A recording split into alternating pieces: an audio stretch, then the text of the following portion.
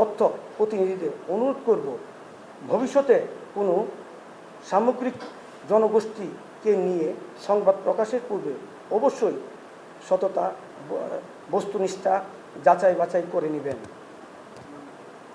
সর্বশেষ আমরা Bangladesh passport graduate association ও advocate Biswanath passport পরিবারের পক্ষ থেকে মিথ্যা তথ্য ও সংবাদ প্রচারের প্রতিবাদ জানাই। পাসপোর্ট হরিজনের মাঝে সবার ফার্স্টে উকিল ছিলেন তিনি।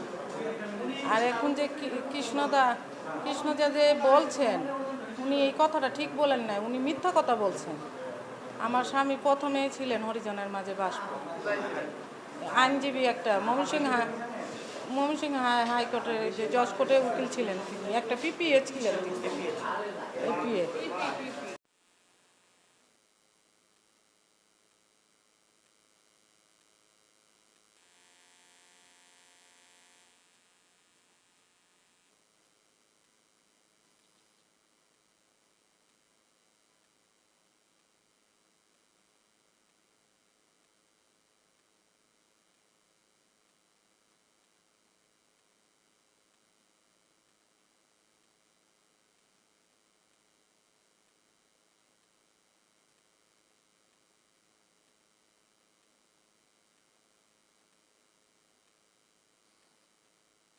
চ্যানেলে, বিভিন্ন মিডিয়াতে, বিভিন্ন পত্রিকায় উনি নিজেকে প্রথম হরিজন সম্প্রদায়ের